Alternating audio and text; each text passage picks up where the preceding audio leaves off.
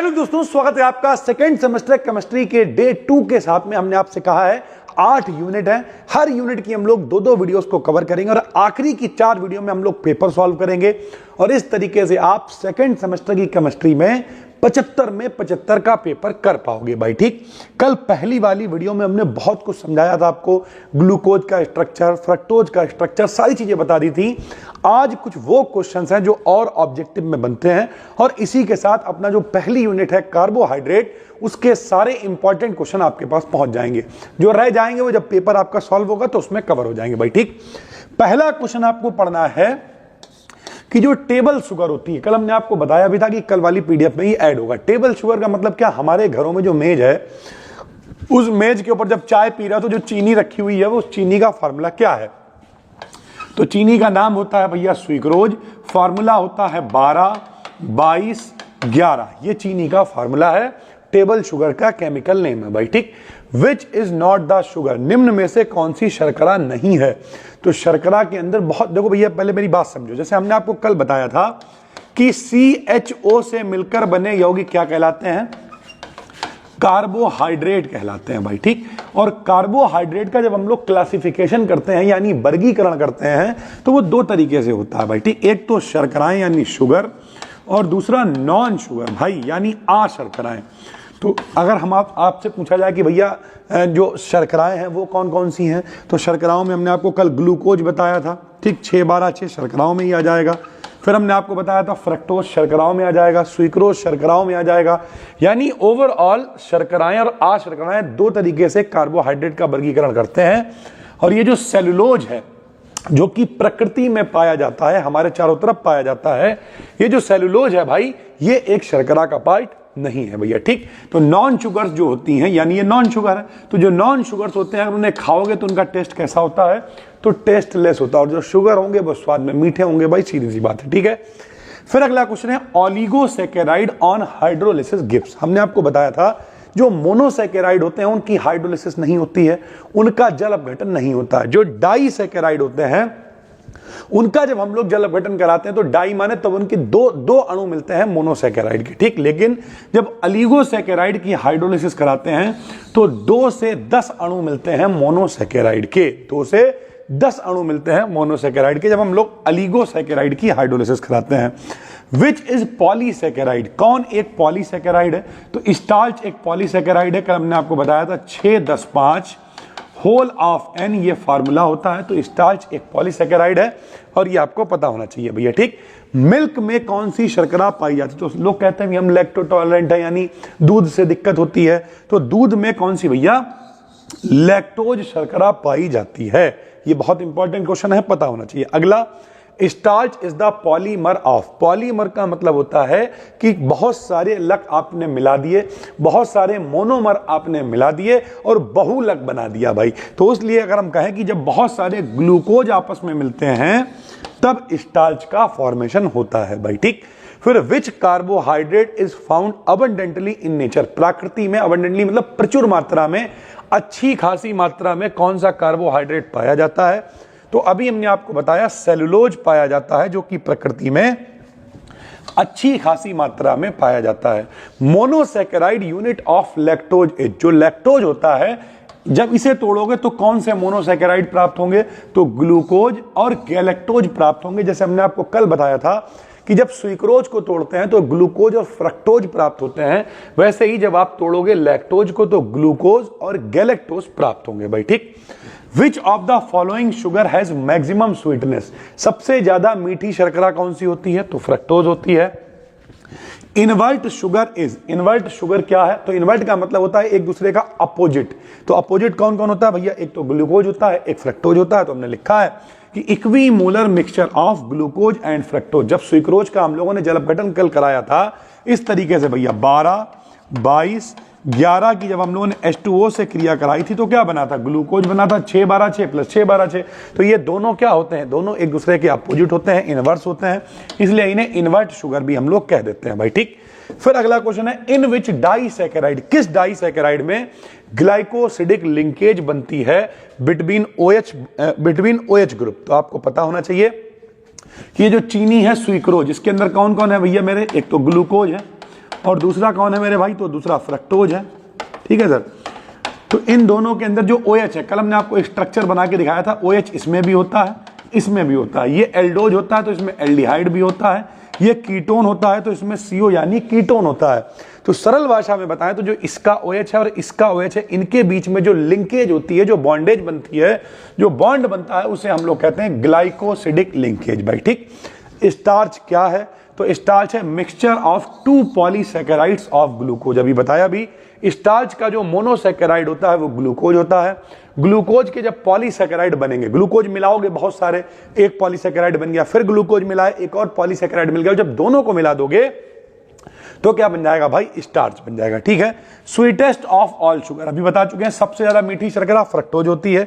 Glucose and fructose are, जो glucose और fructose हैं वो क्या है आपस में, तो नंबर 1 इनका मिक्सचर तो इनवर्ट शुगर कहलाता है, और ये आपस में फंक्शनल ग्रुप आइसोमर है। आइसोमर्स का मतलब समावयवी, फार्मूला सेम है, अवयव सेम है, लेकिन फंक्शनल ग्रुप अलग अलग हैं। एक में भैया एल्डिहाइड यानी CHO है, और इसमें CO यानी कीटोन है भाई। ठीक, हाइड्रोलिसिस ऑफ माल्टोज, जब माल्टोज की हाइड्रोलिसिस होती है तब क्या बनता है, तो माल्टोज की हाइड्रोलिसिस से ग्लूकोज प्राप्त होता है। ग्लूकोज गिव्स ग्लूकोनिक एसिड, ध्यान से समझिए, जैसे ये फार्मूला होता है CHO सिंगल बॉन्ड CHOH, इस तरीके से ग्लूकोज का फार्मूला स्ट्रक्चर खुल के लिखता है।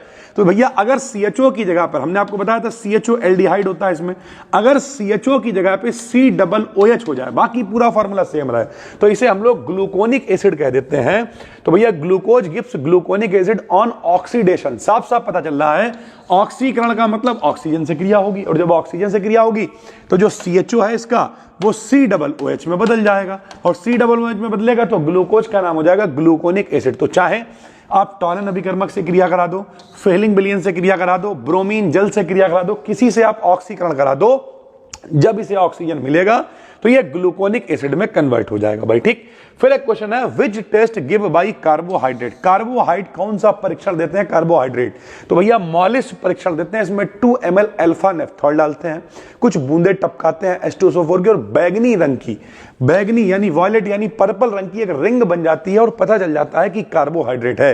अगर आपका पेपर ऑब्जेक्टिव है तो आपको याद रखना है कार्बोहाइड्रेट कौन सा टेस्ट देता है, तो मॉलिस परीक्षण देता है। हिंदी में भी हम लिख दे रहे हैं, कार्बोहाइड्रेट देते हैं मेरे भाई मॉलिस परीक्षण भैया। ठीक, फिर इन्वर्ट शुगर, अब ये दोबारा से आ गया है क्योंकि ये क्वेश्चंस इतनी बार पेपर में आए हुए हैं, तो आपको PDF में दिख रहे हैं।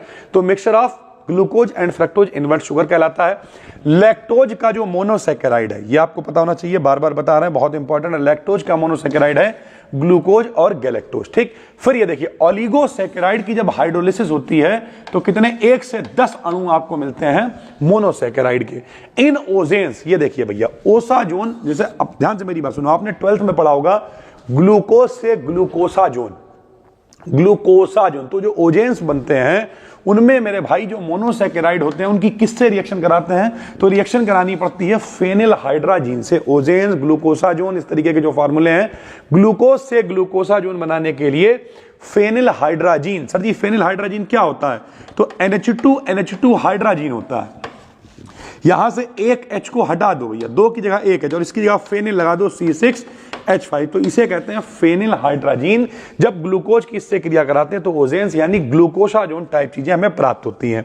Suitable sugar for determination of configuration of carbohydrate, ये देखो भैया, अब अगर आपको कॉन्फ़िगरेशन चेक करना है, कॉन्फ़िगरेशन का मतलब क्या, कि जो कार्बोहाइड्रेट का स्ट्रक्चर है वो ठीक है या नहीं, तो भैया ठीक कैसे पता करता, तुलना ही करी जाती ना, अपने भैया को देखो वो कितने अच्छे हैं, तुम ऐसे गिनवा रहे हो, तो वो भैया क्या है, वो भैया तुलना करी जा रही है जिनसे। तो अगर हम कहें कि जो सुइटेबल शुगर है, जो व्यवस्थित शुगर है, कॉन्फ़िगरेशन पता करने के लिए, तो होता है ग्लिसरैल्डिहाइड। ग्लिसरैल्डिहाइड से हम लोग तुलना करके देखते हैं कि जो कार्बोहाइड्रेट का कॉन्फ़िगरेशन है वो ठीक है या नहीं है। Which enzyme are used as catalyst in hydrolysis of sucrose, जब चीनी का हम लोग जल अपघटन कराते हैं, चीनी की जल से क्रिया कराते हैं, तो किस एंजाइम की जरूरत पड़ती है, तो इनवर्टेज एंजाइम का इस्तेमाल करते हैं। Enzyme used for converting starch into maltose, तो भैया स्टार्च को माल्टोज में बदलने के लिए डायस्टेज एंजाइम का प्रयोग किया जाता है भाई। ठीक, गन कॉटन को बनाने के लिए किसका इस्तेमाल करते हैं, तो गन कॉटन को बनाने के लिए सेलुलोज का इस्तेमाल करते हैं। बता चुके हैं सेलुलोज वो कार्बोहाइड्रेट है जो प्रकृति में सबसे ज्यादा मात्रा में पाया जाता है। ये शुगर नहीं होता है मेरे भाई, ये नॉन शुगर में आता है भैया। ठीक, glucose in converted into ethyl alcohol, अगर आपको ग्लूकोज को एथिल अल्कोहल में कन्वर्ट करना है तब क्या चाहिए होगा, तो हमें जाइमेज एंजाइम की उपस्थिति चाहिए होगी भाई, ठीक। Number of asymmetric carbon atoms, कल हमने आपको बताया था एसिमेट्रिक का मतलब क्या होता है। एसिमेट्रिक का मतलब जब कार्बन की चारों संयोजकताएं अलग अलग होती हैं, यहां ए जोड़ दें, यहां बी जोड़ दें, यहां सी, यहां डी जोड़ दें, जब चारों संयोजकताएं अलग अलग होती हैं तो उसे हम लोग एसिमेट्रिक असममित कार्बन कहते हैं। और ग्लूकोज में ऐसे कार्बन होते हैं टोटल 4 भैया, ठीक। उसके बाद अगर हम बात करें which reagent is used to distinguish, glucose और ग्लूकोज के विलयन के बीच में अंतर करने के लिए किसका इस्तेमाल करते हैं, तो बेनेडिक्ट सॉल्यूशन का इस्तेमाल किया जाता है। ये बताएगा कि ग्लूकोज क्या है और ग्लूकोज का विलयन क्या है भैया, ठीक। Mixture formed by hydrolysis of sucrose, जब कभी भी हम लोग सुक्रोज का जल अपघटन कराते हैं तो एक मिक्सचर बनता है, जो आपको पता ही है भैया, ग्लूकोज और फ्रक्टोज का मिक्सचर होता है। तो वो कैसा होता है, तो वो डेक्स्ट्रो रोटेटरी होता है। सर जी ये डेक्स्ट्रो रोटेटरी क्या होता है, तो 2 तरीके होते हैं, एक डेक्स्ट्रो रोटेटरी, एक लीवो रोटेटरी। कल हमने आपको बताया भी था, जो प्रकाश को दाईं तरफ घुमा देता है वो डेक्स्ट्रो रोटेटरी होता है, जो बाईं तरफ घुमा देता है वो लीवो रोटेटरी होता है भाई, ठीक। जब कभी भी लैक्टोज की हाइड्रोक्सिल एमीन यानी NH2OH से क्रिया कराते हैं तो क्या बनता है, तो ऑक्साइम बनता है भाई, ठीक। Specific rotation of equilibrium mixture of the 3 forms of glucose, जो ग्लूकोज है, ये वाला क्वेश्चन बहुत इंपॉर्टेंट है।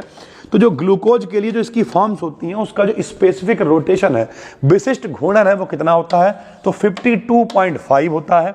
और एक क्वेश्चन अल्फा डी ग्लूकोज और बीटा डी ग्लूकोज क्या है, तो ये एक दूसरे के एनोमर्स हैं भाई, ठीक। तो अगर हम बात करें तो भैया यहां पे क्वेश्चन है लगभग कितने, ये 33 के करीब क्वेश्चन, और कल हमने आपको दिए थे क्वेश्चन 35 के करीब। यानी हम लोगों ने पहली यूनिट से मोस्ट वांटेड 70 के करीब क्वेश्चन पढ़े। मेरी बात को ध्यान से समझो, अगर आपका पेपर ऑब्जेक्टिव है तो आप क्या करो, एक कॉपी बना लो, ठीक। कॉपी आप जैसे 70 क्वेश्चन हो गए, ऐसे ही जब हम लोग 8 यूनिट पढ़ लेंगे तो 500, 600, 700 क्वेश्चन हम आपको बताएंगे। कुछ कितना टाइम लगा भैया इसे देखने में, कितना टाइम लगेगा नोट करने में, पीडीएफ आपको फ्री में अपना टेलीग्राम चैनल है, डिस्क्रिप्शन में लिंक है, वहां पे मिल जाएगी भाई, ठीक। जैसे ये वीडियो पब्लिक होगी पीडीएफ आपको मिल जाएगी, तो आराम से क्वेश्चंस को नोट कर लो, 500, 600, 700 क्वेश्चन, और उन्हें डेली देखो बैठ के। अगर आपका पेपर ऑब्जेक्टिव है भाई, तो अगर आप ये 500-600 क्वेश्चन तैयार कर लोगे तो पेपर कब होंगे आपके, मार्च में, अप्रैल में होंगे। अभी 3 महीने तक अगर आप डेली देखोगे बैठ के इन्हें तो माहौल बना दोगे, मौज काट दोगे मेरे भाई। तो आपको करना क्या है, डेली शाम को 5 बजे सीरीज की वीडियो आ रही है, कल वाली वीडियो नहीं देखी तो वहां से शुरुआत करो, क्योंकि उसमें स्ट्रक्चर्स वगैरह भी समझाए हैं, ज्यादा अच्छे से समझ में आएगा। अगर आपका पेपर डिस्क्रिप्टिव है तो भैया डिस्क्रिप्शन में 23 तारीख तक 399 रुपए का कोर्स कर दिया है, घबराओ बिल्कुल नहीं। Physics, chemistry, zoology, botany, math, सब कुछ वहां पर कंप्लीट आपको मिलेगा। लगातार हम लोग लगे हुए हैं भाई, ठीक। तो जितने भी लोग हो भाई, चाहना तो डिस्क्रिप्शन में लिंक है, सिर्फ 399 रुपए में आप सेकंड में हो, 4th में हो, 6th में हो, किसी में हो, अपना फोल्डर खोलिए और पढ़ना शुरू कर दीजिए। सब कुछ पूरी BSc इसी में हो जाएगी भाई, ठीक। बात जो लोग भी हैं, कल मिलते हैं 5 बजे अगली वीडियो में, तब तक के लिए धन्यवाद।